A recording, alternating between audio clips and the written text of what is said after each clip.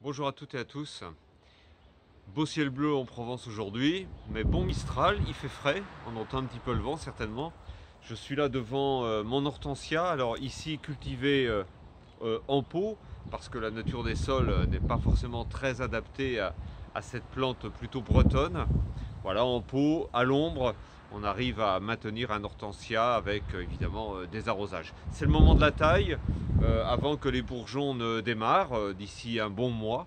Il faut savoir que pour la floraison, les hortensias fleurissent toujours sur de bois de 2 ans. Je vais vous en montrer un exemple. Voilà, là je supprime cette tige qui a donc porté ses fleurs et j'ai gardé les fleurs volontairement tout l'hiver pour le côté décoratif des bouquets secs. On voit ici qu'il y a eu plusieurs pousses. Une pousse ici qui date de l'année précédente. Dessous, on a la pousse de 2 ans, beaucoup plus ancienne. Et vous voyez qu'ici, il y avait eu une taille très anciennement. Donc avec une pousse qui s'était formée, il y avait eu floraison et puis donc une deuxième floraison.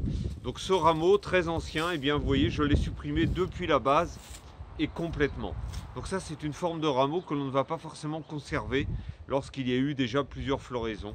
On va essayer sur l'ensemble de la plante, eh bien, de évidemment garder un maximum de pousses pour un maximum de fleurs, d'en réduire un peu et donc de ramener sa taille à quelque chose que l'on souhaite. Il y a en parallèle des pousses, comme on le voit ici, plus jeunes, qui sont formées depuis la base et avec un bourgeon terminal. Donc pour la plupart, nous allons les conserver sans les tailler. On va donc venir éventuellement retailler ce qui a poussé l'année précédente et on va donc retailler au-dessus d'un bourgeon pour former des pousses secondaires qui porteront elles des fleurs.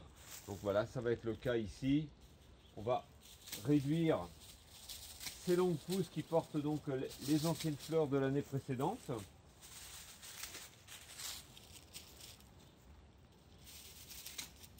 Voilà, donc on peut difficilement garder ces bouquets secs maintenant. Bien sûr, toutes ces coupes seront coupées ou broyées, en tout cas intégrées au compost. Et toutes les pousses avec des bourgeons terminaux très hauts seront soit conservées, soit simplement rabattues pour garder une forme à cette hortensia. Voilà, donc en gros c'est ça. Et certains vieux rameaux de l'intérieur, eh bien on vient les tailler depuis la base. Et, là je ne peux pas vous le montrer, mais il y a au pied de l'hortensia déjà des jeunes pousses qui apparaissent et qui sont prêtes à démarrer, qui vont faire des pousses cette année, mais qui elles ne porteront pas de fleurs. Donc les fleurs seront vraiment sur tous les bourgeons qui sont là, sur la partie supérieure, et qui vont se développer au printemps. Voilà, ça c'est les soins. En parallèle évidemment, un surfaçage avec du compost pour bien nourrir cette hortensia. Et c'est reparti pour une belle floraison en mai-juin. Allez, à bientôt.